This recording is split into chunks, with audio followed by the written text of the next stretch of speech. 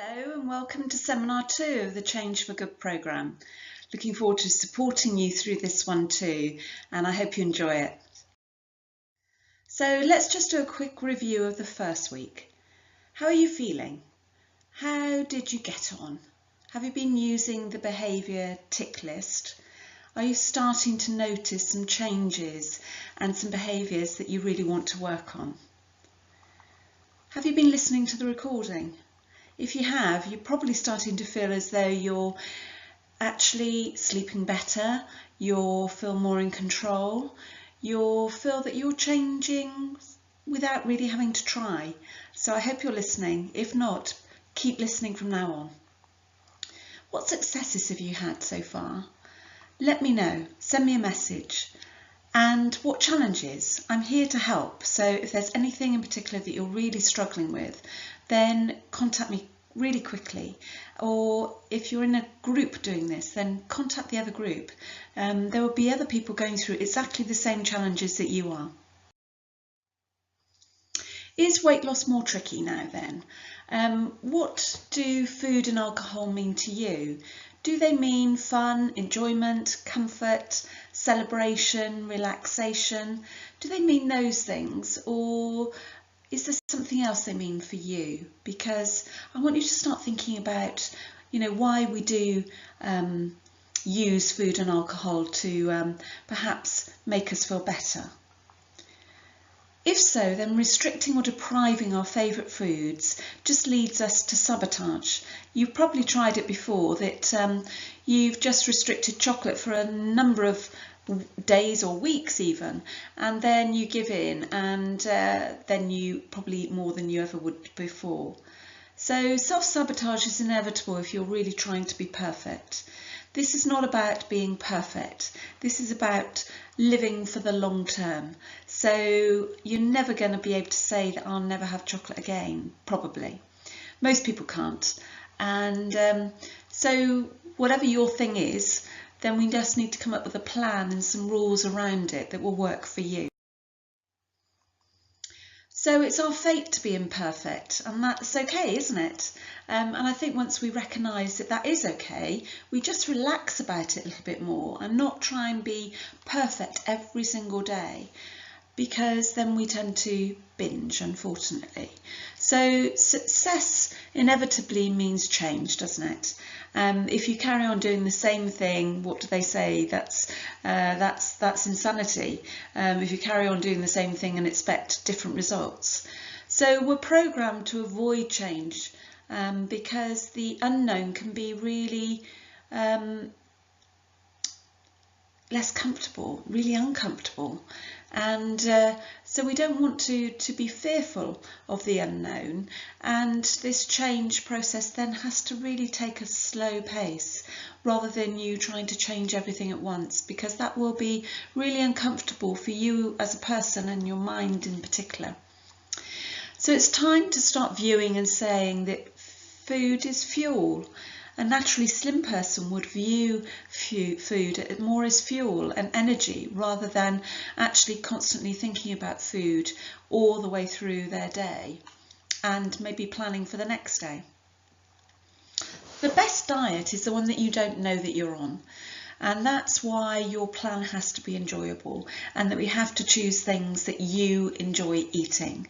And if you want to carry on drinking alcohol, then you have it when you really enjoy it, rather than mindlessly doing it, which is what a lot of us tend to do. So I want us to question our beliefs this week. What do you still believe that perhaps is affecting your weight? Do you believe that eating everything on your plate is very pleasing to your parents? Do you still clear your plate completely just based on what you were brought up like? Do you think that eating quietly or eating sugar and comfort foods quietly is very gratifying, particularly if done alone? Secret eating is something that so many people seem to struggle with because they don't want to admit that they have got an issue with sugar, and it is addictive, and we don't need to do it secretly. We can do it in front of people, and it makes it much easier then to accept where we are now. Do you believe that you love food and love alcohol and can never give it up? Well, we can't give up food, can we? We can give up alcohol, but we of course we should love food. What we don't want to do is to love it so much that then it piles on the pounds and then we hate ourselves. So, and do you believe that alcohol makes you relax and then you'll enjoy the party more? Have you ever tried not drinking and going to a party? Do you enjoy it as much? If you're surrounded by people that are really fun and engaging and you're being entertained, it can be just as much fun. You may not want to do it all the time, but it doesn't have to be that alcohol is the only way to make us relax. So what are your beliefs? I want you to start thinking about what are your beliefs, what things are you still clinging on to from when you were a child and now you're an adult. We haven't grown up that thinking. So I want you to start questioning those beliefs. Do you really actually have to finish everything on your plate? Someone said to me, well, I'm leaving a little bit for Miss Modest, and they just left a little bit. And I thought, well, perhaps they would like to finish that, but in their mind, actually leaving a little bit on the plate is a really good thing to do to get them into the habit of not feeling they have to clear their plate, whether or not they're still hungry or not. So keep questioning what your beliefs are. And I want you to make a note of those so that we can start to change them. Share them with me so that I can work on you to change. So there are 3 reasons why we tend to sabotage our efforts. One is black and white thinking, or the all or nothing. I've gone off plan slightly this lunchtime and my diet's ruined. But actually it's not. It's only that one meal, isn't it? Nothing's ruined at all. What would be the worst thing that can happen? You have a bad day, maybe, or you have a bad meal and then it's not even a bad meal. It's just not as good as you'd like it to be. It's not ruined. The next meal can put you straight back on track. Overgeneralization. I do this all the time. There I go again. I'm such a failure. It's overgeneralizing the situation. You're not a failure. We're all learning as we go through this process. We've all had challenges with weight, so we know that it's not a quick fix. We have to learn as we go through, and it's only from that learning that we're able to change once we've accepted what we need to work on. I can't, I shouldn't, I mustn't. I can't eat that. I mustn't do that. I just want you to start thinking about how can you replace that language. Replace it with I don't instead of I can't. I don't eat that. I don't eat that at the moment. And there's no mustn't do it, is there? There's no shouldn't do it. I want you to think about, how could you change your language that would make you feel much stronger and give you a stronger conviction. So if someone offers you something and actually you really, really don't want it, but you don't want to offend them, just say, at the moment, sorry, I really don't want that. I'm quite full, so I'll leave it for another time. Thank you. It doesn't have to be rude. We can be quite accepting of changing our behaviour, and actually other people just have to deal with that. Some find that challenging.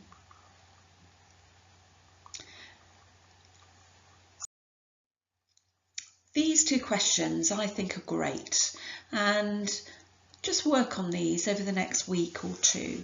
So, will I feel guilty, frustrated or disappointed after eating this? That's the question you ask yourself when someone is giving you a massive piece of cake and saying, would you like it? Will I feel guilty, frustrated or disappointed after eating this? It's not saying I can't have it. It's just saying, acknowledging how you feel. If the answer is yes, then ask yourself, am I okay with eating it anyway? Because sometimes you will be. Sometimes you'll be feel a little bit guilty. Sometimes you'll be a little bit frustrated that you didn't say no. But sometimes it's okay to say, I'm okay with that. You're meeting a special friend. She loves having a piece of cake with you with coffee. You really want to enjoy it with her. So you might feel a little bit frustrated or disappointed afterwards, but asking yourself, am I okay with eating anyway, is a great way to release that stress around that situation and say, yeah, I am this time, I'm okay with eating that. Other times you might say, no, I'm not okay. I don't really like that. I'm much happier saying I don't want it. So it's a really good way to make you feel more in control. And remember, it doesn't matter how long it takes you to lose this weight. What's important is that you release it now for the last time. So please, don't beat yourself up. This is a learning process for all of us. We know why we're overweight, don't we? We eat or drink too much of the wrong things. Or maybe we don't exercise. But actually, most of the focus needs to be on what we eat and drink. And we do this mainly to make ourselves feel better, to feel protected because we feel a little bit uneasy, to feel comfortable. That's mainly why we do it. So if there's discomfort, concern or worries in any areas of our life, then it can affect our food and drink habits and our weight. So what areas of your life, or what area maybe, it just may be one, is causing your discomfort? Well, I know that one of them is your health and your weight, because that's why you're here. So that perhaps on a 0 or 1 to 10 scale could be quite low at the moment. If you were going to give them a, it's causing, could be quite high because it's causing you some discomfort. So if you were going to score it, how is your health and weight? Then you would say, okay, it's not a 10, is it, at the moment? So where would it be? It's probably not a 1, which is dreadful. It's probably somewhere in the lower area of that. So then look at other areas of your life, and these are just some suggestions. On the wheel of life that you can complete, then you have a chance to decide what areas of your life are important to you and what areas you want to focus on. So for most, it's work, it's money, it's home and family, it's friends and social life, and it's love and relationships, as well as their health and weight. But you choose. Spirituality may be an area that you really want to focus on too. And I want you to stop the recording now, and I want you to give those a rating on your wheel of life to say, where is it at the moment? Is it near 1, dreadful, 10, perfect? Or where are you on that scale? See you in a moment. Do it now.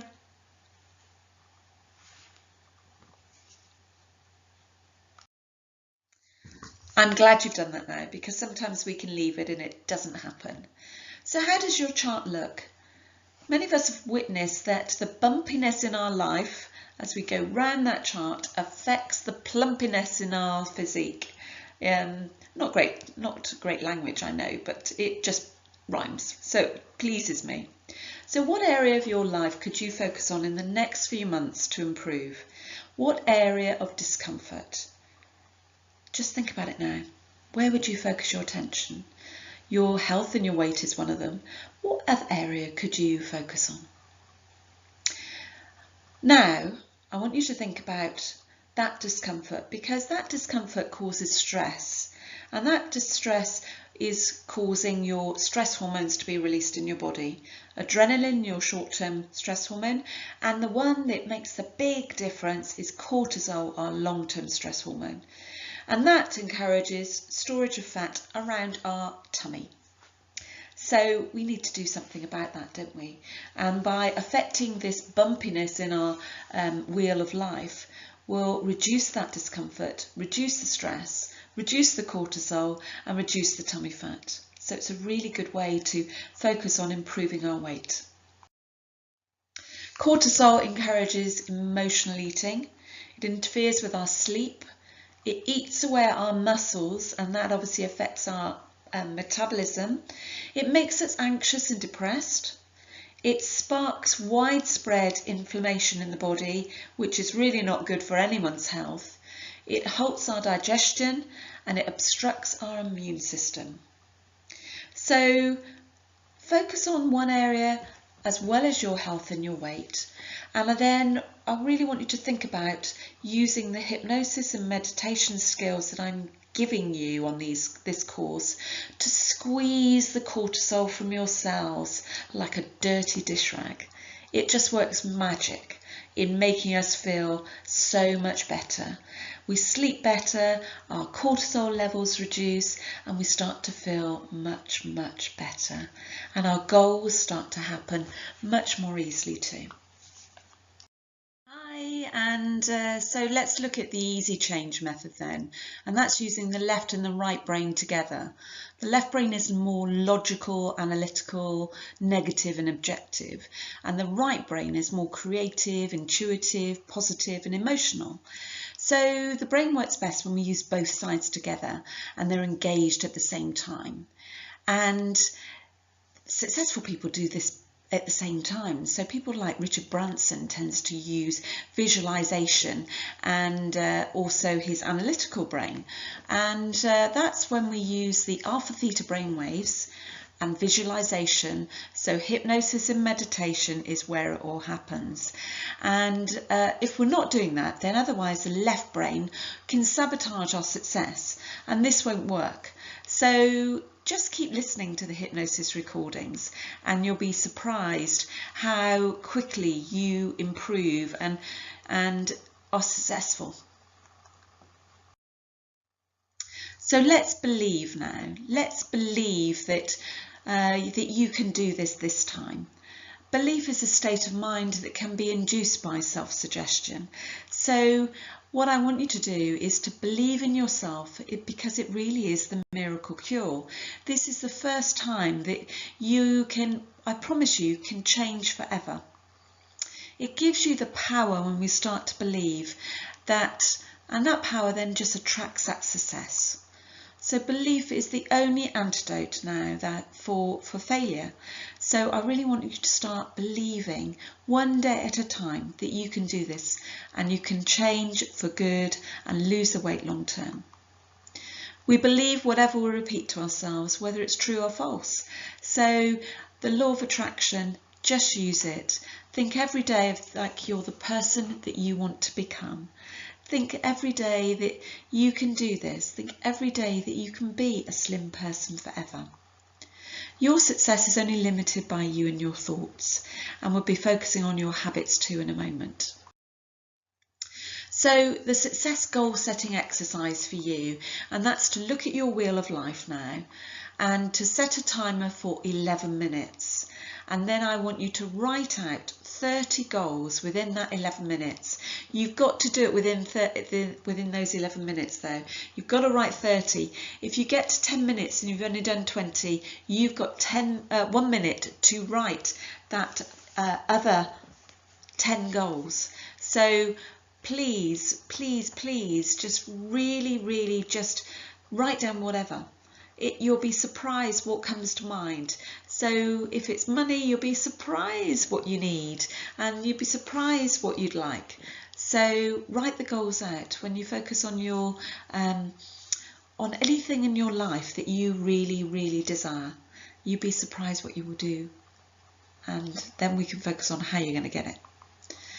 And then I want you to choose a couple of those goals, maybe combine some of them, choose some of those in your areas of life that need the most attention. And I don't want you to worry about the how at this moment. What we're going to do is just use our left and our right brain together, using our hypnosis, by reading it daily and leaving it to your subconscious mind to find its own ways of delivering it. Because if you really want that level of money, does it matter if you've got to work to get it or whether you win the lottery? It really doesn't, does it? So you're going to focus on reading it daily and getting your subconscious mind excited about delivering it for you.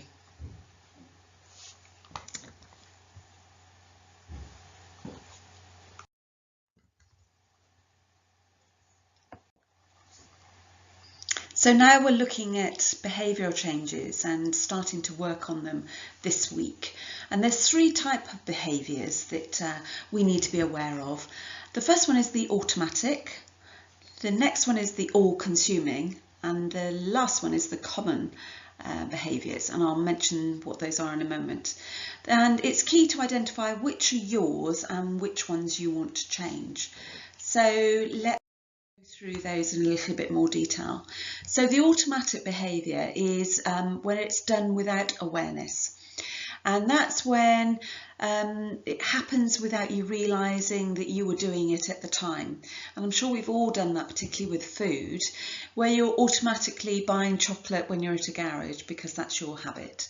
Or you're unconsciously eating food that's in front of you, particularly if it's a bowl of sweets or a bowl of chocolates at Christmas.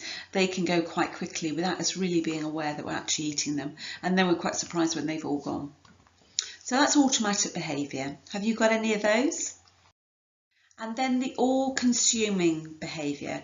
This is where you have a burning need to do it, and it's really hard to stop thinking about it, where you almost feel powerless to stop eating that food or going through that habit.